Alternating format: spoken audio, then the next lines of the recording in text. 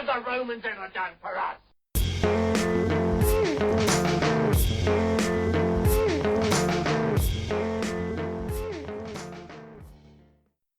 Hi, and welcome to the Ancient History Hound podcast. My name's Neil, and in this episode I'm braving the spotlight by taking on a much debated question. What were the origins of Greek tragedy as a dramatic art form? By the end of the 5th century BCE, tragedy was an established part of the City Dionysia at Athens, and even today it's something we all link back to. But where did it start, and how was Athens involved in it all? It's a tough question, but I hope to map out a plausible way that tragedy ended up as it did. In doing so, I'll be citing a few scholars and drawing on arguments which I've read elsewhere with a dollop of my own thinking. The reading list for this episode will be in the episode notes, which is on my website, ancientblogger.com, as well as some maps, diagrams, and other bits which hopefully help give a bit more background and add to the episode. When you start on the subject of Greek tragedy and, by default, Greek theatre, one figure is often associated with how it all started. His name was Thespis, and even today the connotation is there. It's where we get thespian from. Thespis was said to have been the first actor, winning first prize for a tragedy in the year 534 BCE at the City Dionysia in Athens. The primary evidence supporting this is an inscription on a large block of stone, otherwise known as a stele, and this one goes by the name of the Parian marble. It records a range of different events, for example, the foundations of cities, births, deaths, notable events, and battles. The big if in all of this is how reliable the inscription is and what it generally tells us. To start with, let's take the date. Dating wasn't done with a number, instead it was done via the name of the archon presiding for that year, and this is a common dating technique we see at Athens. The first problem we have is that the name is partially worn away. As such, the year is a guesstimate, as scholars have had to backfill what they think the name of the archon was, and thus work out the year. And then there's the fact that this happened at the City Dionysia. As Professor Eric Sappo noted, the festival isn't mentioned in the inscription at all.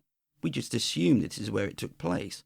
Perhaps a fine assumption to make, but an assumption nonetheless.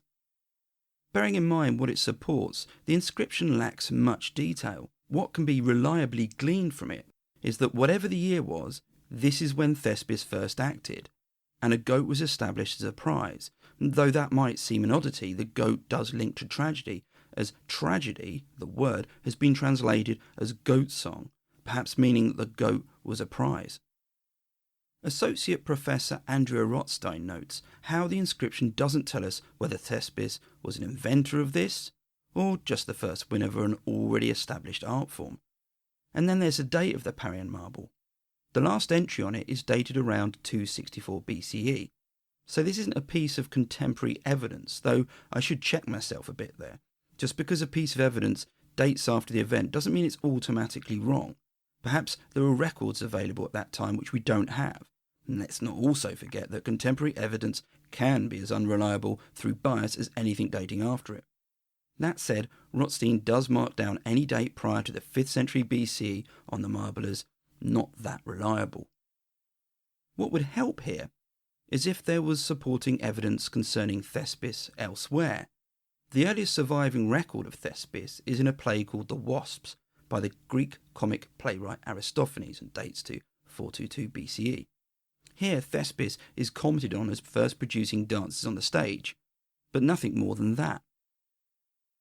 The notion that Thespis was the originator of tragedy is rebuked in a dialogue called Minos. This is dated mid-4th century BC, and though attributed initially to Plato, it's generally held that someone else wrote it. Here the idea that either Thespis or a character called Phrynichus, another playwright we know of, were the originators of tragedy is strongly argued against. In their place, the originator of tragedy is Athens itself. Perhaps by that they meant the City Dionysia. It might also have been just a nice bit of PR here for Athens, and this is certainly something which comes into play later on. In 335 BCE, Aristotle wrote Poetics, and it's the first work which goes into the structure of tragedy. Again, what we don't find is any reference to Thespis.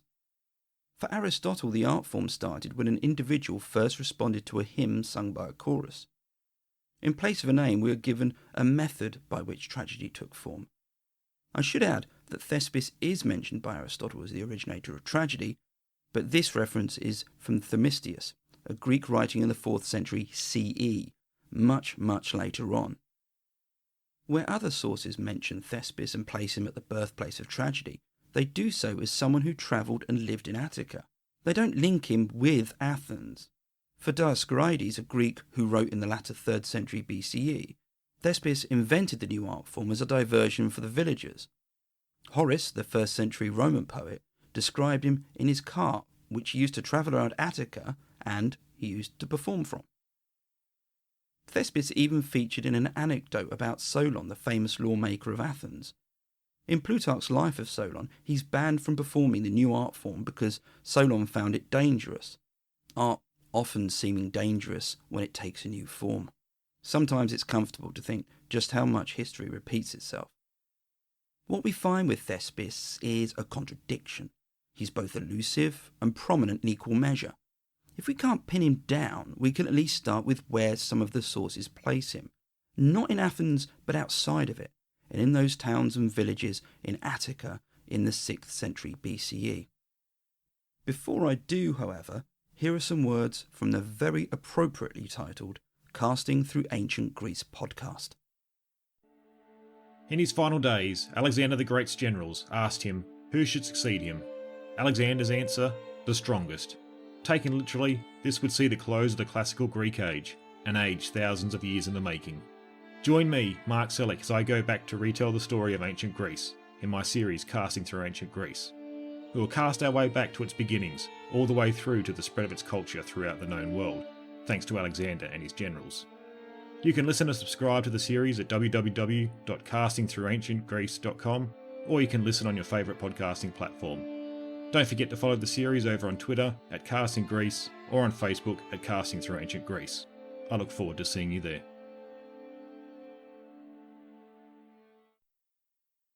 Thanks again to the Casting Through Ancient Greece podcast. As I've said before, if you're an ancient history or history podcaster who wants to swap ads, just get in touch. I realise I've mentioned Attica a few times, and perhaps you may not be fully aware of what I mean by it.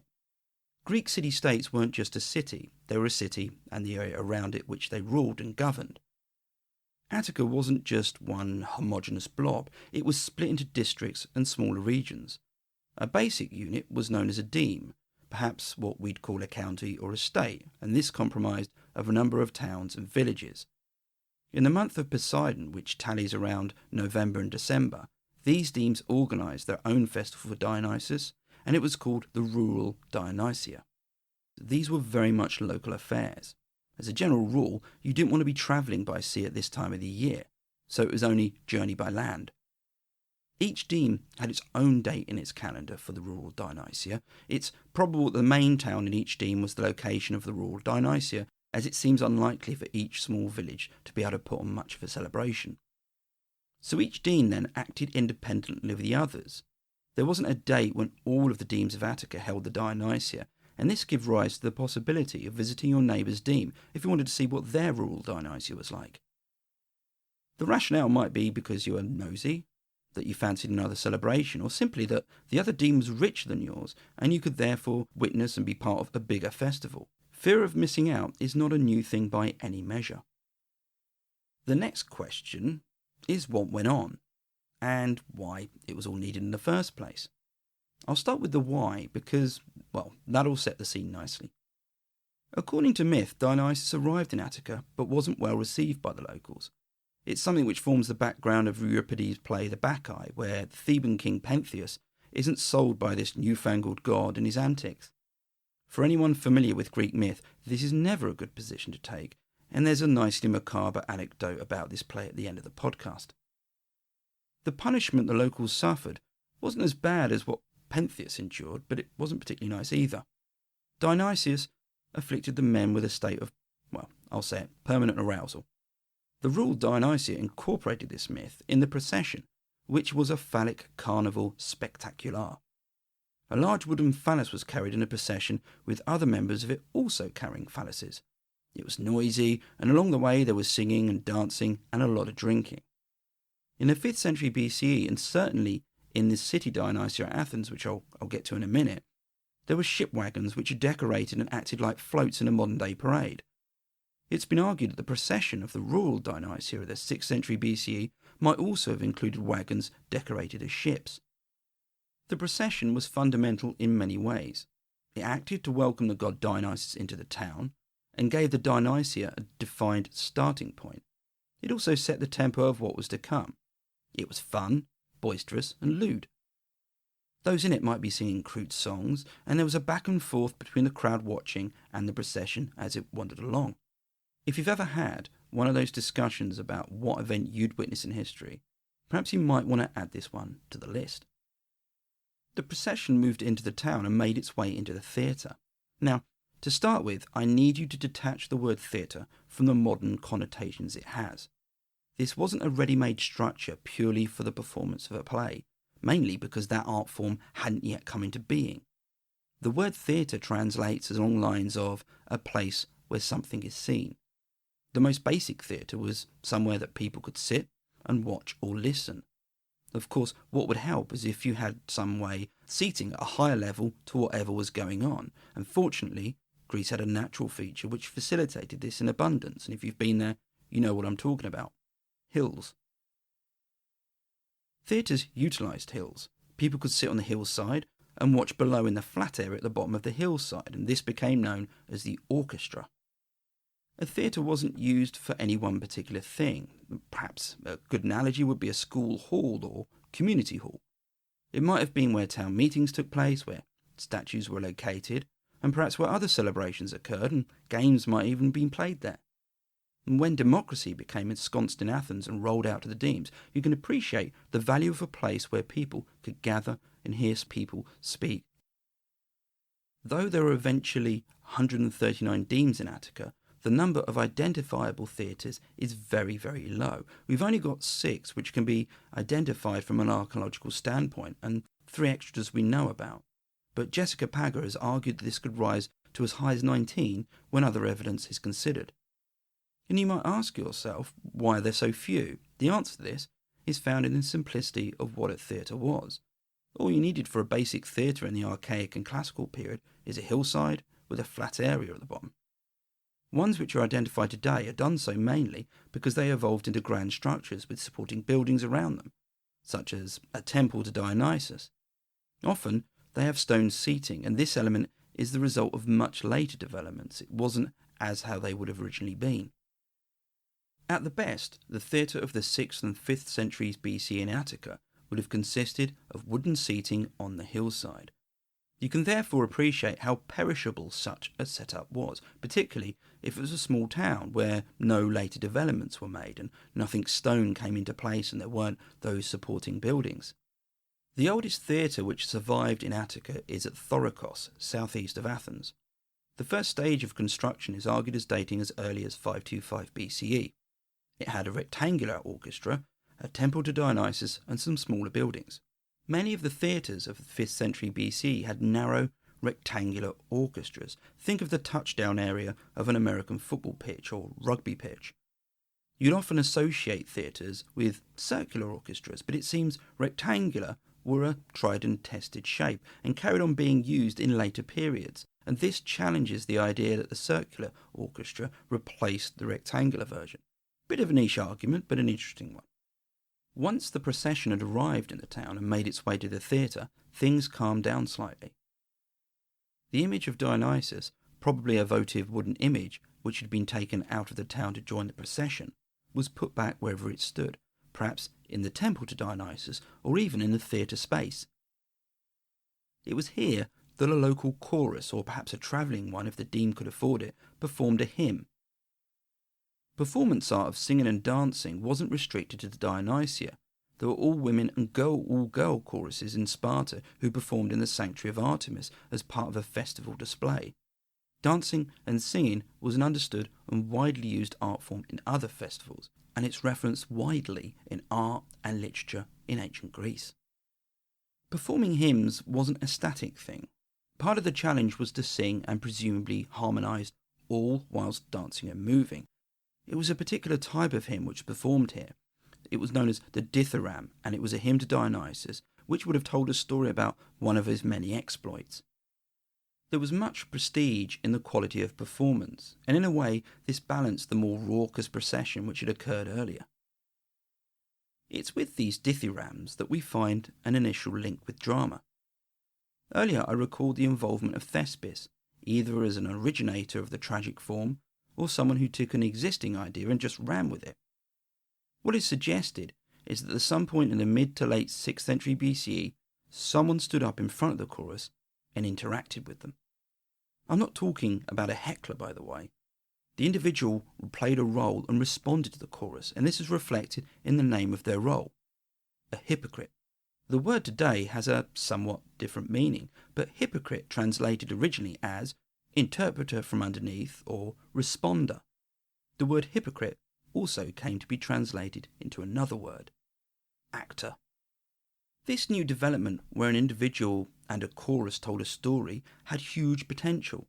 Suddenly a hero or some character from myth could be represented and give their side and their words to a tale. The actor was an extra dimension to the story. He could give the audience a different perspective, and his interaction with the chorus could add tension. This also freed the chorus up from that of just narrating, because they could assume the form of a single entity or group of people with a single voice, which is what we generally see later on in tragedy.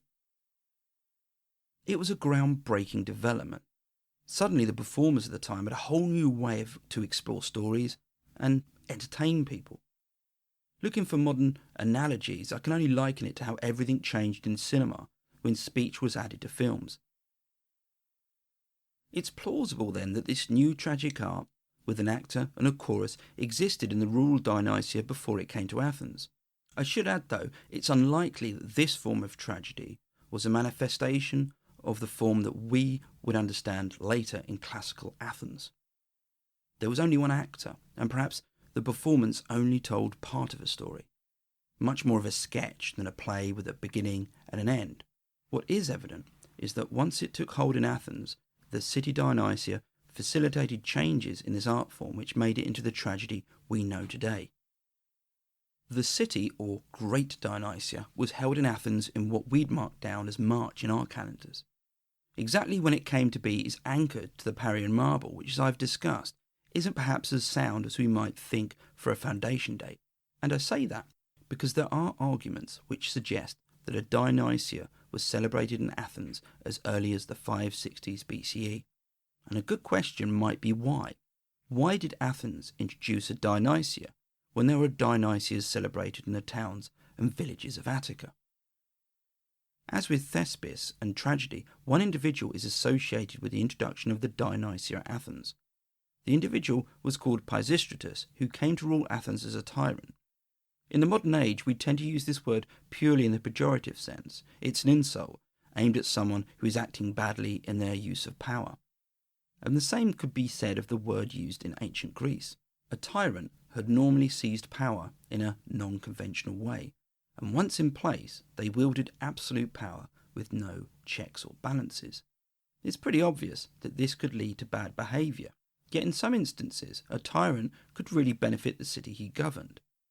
Polycrates of Samos, the self-styled pirate king, is a good example, and under him large building works took place, which helped establish Samos as a real power. Likewise, Pisistratus benefited Athens in two ways. Eager to showcase his city amongst the other Greek cities, he established the Panathenaic Games and the City Dionysia. Both were versions of existing events, the rural Dionysia and the Pan-Hellenic Games, the most famous being the Olympic Games. I should note at this point there may have been a low-key City Dionysia in place at Athens before Pisistratus, but at the very least he gave it a huge makeover.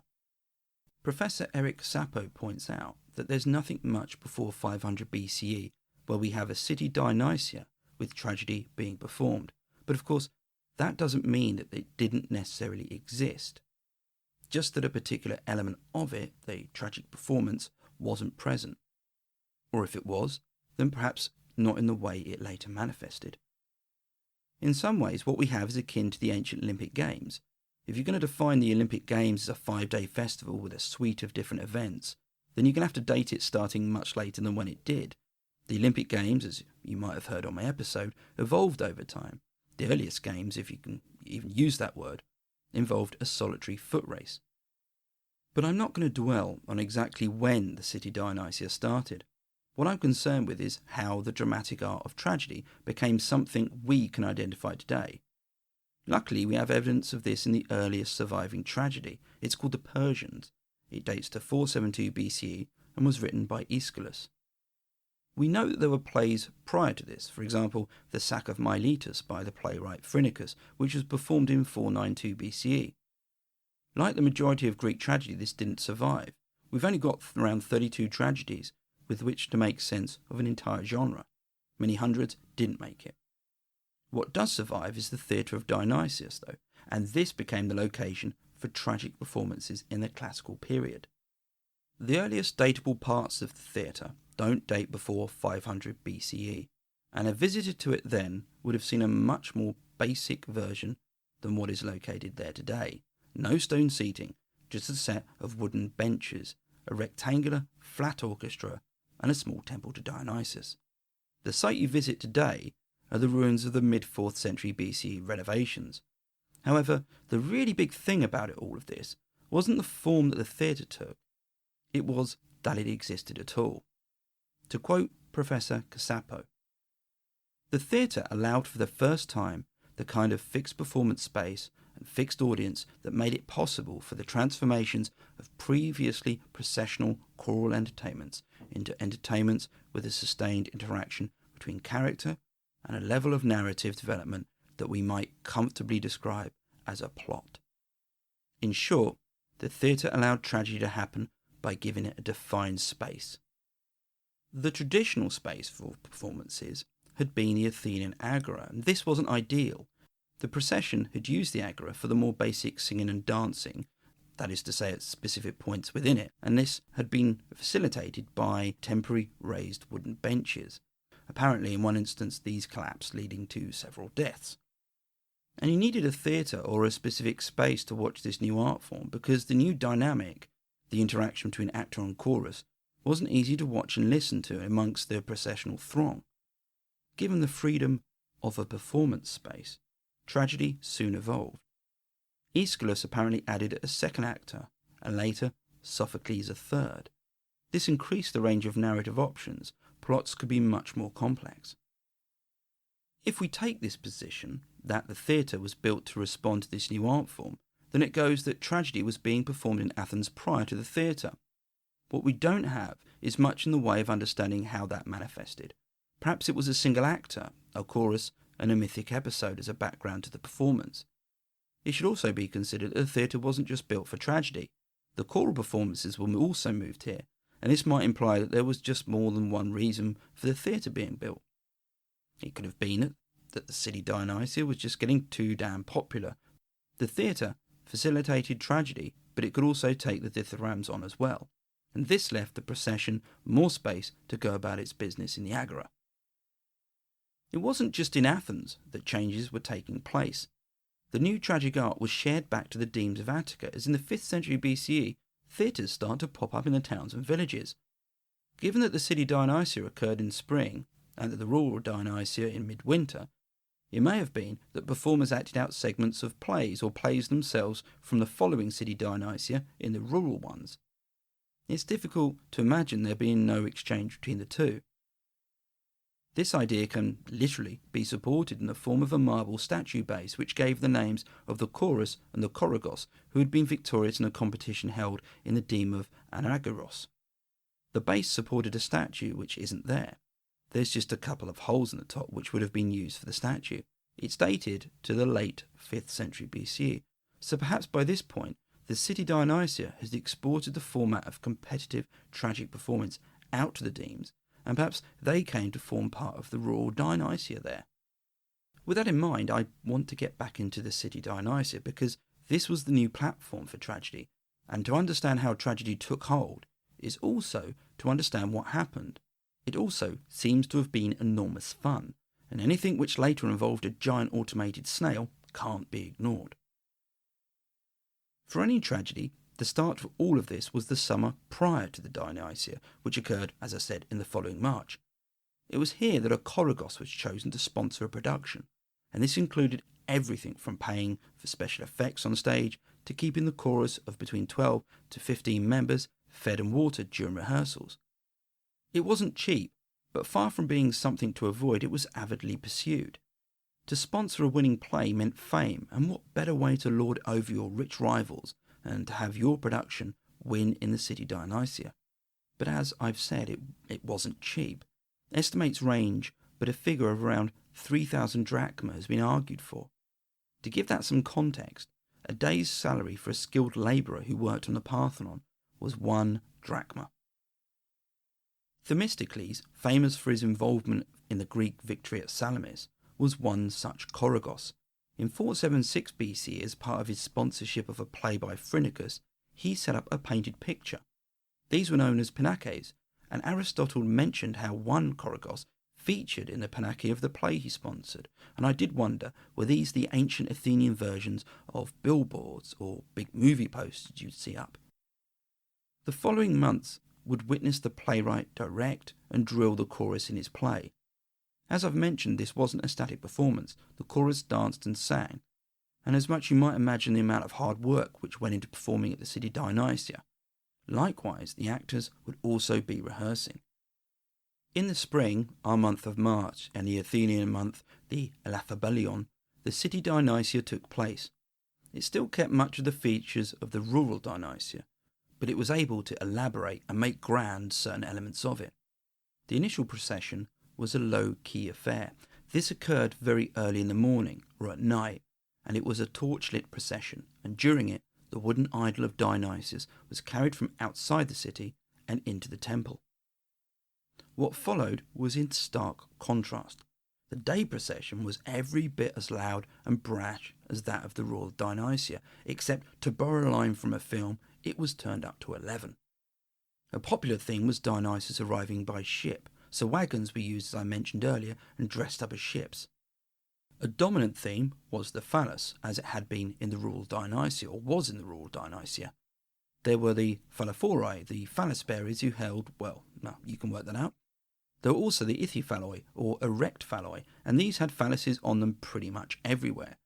Living up to the name, they were a tad more aggressive and would charge at the crowd, threaten them with a phallus or two, or just being obscene. There was even puppetry with satyrs who could have a particular part of their body moved up and down, and again, you can guess which that is. In later processions, things even got more bizarre. In 308 BCE, an automated snail was built, complete with its own slime. Nope, I've got no idea either. Estimates of the size of the procession vary. Professor Casapo gives a number of 8,000 people. Some 1,225 would have been chorus members who were going to perform. This was anything but a local festival as it had been in the rural towns and villages. It wasn't just big in numbers, it was big in glamour. The procession dripped in ostentatiousness. Thucydides reported how Pericles referred to the various vessels used in processions as a sign of the city's wealth. Gold ornaments carried, and even golden outfits worn, with chorus members dressed as they would perform, so between the gleam of gold and silver, you'd have seen men dressed as all sorts of animals and mythical characters, and, of course, phalluses. On the subject of cost, it's been estimated that the City Dionysia of the late 5th century would have set the city back 30 talents of silver. A talent was around 26 kilograms in weight, so that's sort of 780 kilograms of silver. Half of this was funded by the various chorogoi. To give that some context, just imagine a cow made of solid silver. Once the procession was in the city, it would have arrived in the agora. In Athens, the agora had a number of connotations. It wasn't just the marketplace. The procession moved around and danced, pausing occasionally at shrines and monuments to perform. The procession then moved on to the theatre, which is where sacrifices were made. I say sacrifices, as there were a large number of them. Isocrates gave a number of 300 cattle, but a figure of 200 has been given as a reasonable estimate, but that's still a lot. Though it was a religious festival, the City Dionysia was all about Athens, and it was keen to use the festival as good PR. After the wars with Persia, the Delian League was established, and this was a group of Greek cities who formed an alliance to counter Persian threats. As the Persian threat faded, the Delian League slowly morphed into the Athenian Empire. In 454 BC, the joint treasury for this was moved from Delos to Athens, and the procession included the tribute paid by the allies of Athens each year. The bars of silver and gold were carried into the theatre and shown to everyone. Due to the practicality of this, it's probable that this happened in the initial ceremony of the theatre, when all the sacrifices happened. This act could have been seen as Athens boasting about its empire, but it could also have been seen as Athens showing its allies how valuable their contribution was, or perhaps a bit of a mix of the two. The second day featured performances, but not in the form of a play. It was time for the choruses to take the spotlight. Along with the procession, this was the key element drawn from the rural Dionysia. It's not certain how many choruses might perform at the rural Dionysia. If anything, it's almost impossible to work this out. After all, it depended on how big the deme was and how much it was able to support this element. Perhaps only a few performed, one from each age range. The bigger rural Dionysius might support a number of choruses, and the result would have been some form of competition. At the City Dionysia, this was ramped up. As I've mentioned earlier, demes were a subunit of Attica. Well, a larger unit was known as a tribe, and there were 10 tribes or phylae, which consisted of a number of demes in Attica. At the City Dionysia, these tribes supplied a chorus each to compete against the other tribes. It was every dance-off movie you've ever known and more. Competition was a theme which ran throughout the City Dionysia. The tragedies were also performed in this context. It might seem unexpected to house art in a competitive format, but I suppose we have this in the modern day. To the Greeks, competition held a special place, particularly when in the worship of a god. Don't forget that the Olympics and Pan-Hellenic Games were done this way too. Competition could be seen as an offering in itself. Here you were giving your best to a god. On a smaller scale, the choral competitions offered the chance for tribes to demonstrate their commitment and value to Athens. Manuela Giordano neatly points out, and I quote, "For each of the 10 tribes, the performance of dithyrambic choroi represented the occasion for self-definition and self-assertion before the polis." The rural Dionysia weren't set up to have this level of competition amongst the choruses. That's assuming each deme was able to fund and organise several choruses to have a competition. You might imagine the hype and excitement in the lead-up to the event at the City Dionysia. People would have speculated which chorus was their favourite, what rumours they heard, and knowing people as I do, I reckon a few informal bets were had. The following 3 days featured competitions for the tragedies. 3 were performed each morning, with a satyr play and a comedy itself being performed in the afternoon. Judging the plays was done via a 10-man panel selected by lot. Exactly how they voted isn't clear, but we know that the prizes and announcements were made on the final day. It was here that the choragos and playwright achieved fame or drowned their sorrows, and I suspect a fair amount was drunk regardless of the outcome. However, the City Dionysia was more than a festival to Dionysus, and tragedy was more than just an element in it. To quote Professor Edith Hall, "It was one function of the tragic performances at the City Dionysia to provide cultural authorization for the democracy and the interstate alliance." What moved tragedy from a solo narrative performance by a chorus was the inclusion of the person to respond to the chorus, and a dialogue is a central requirement to any democracy. As such, it's possible to consider tragedy as extolling a central democratic value: debate. On a practical level, Athens ensured that everyone could attend the City Dionysia from all over Greece by hosting it in spring, when travelling conditions were far more favourable, and it wasn't always your friends and allies attending. Thucydides wrote that the Peace of Nicias, which was a truce during the Peloponnesian War, was renewed by oaths by Spartans who travelled to the City Dionysia each year. I suppose at least if you had a Spartan sat next to you during a performance, you were guaranteed they wouldn't spend the time chatting. Big festivals were often the backdrop to all sorts of goings-on. If you've listened to my episode on the Olympic Games, you'd have heard me mention the anecdote about how Herodotus used that event to give readings from his histories, and which consequently led to his fame. Sunrise at this time of year is around 6 o'clock in the morning, and it's likely that tragedies took place early on. But before them, and likely on each day, there was a roll call of those who had performed great services to the state, and a parade of war orphans. These had been looked after by the state, and they were now old enough to fight, and they wore armour and stood in front of the audience. The essence of the Athenian and Athens carried on in the tragedies which followed. The playwrights, Chorogos and the chorus, were Athenian. Greece had its pan-Hellenic games, such as the Olympics, and here Greeks from all over could meet and watch Greeks from elsewhere compete. Not so in Athens.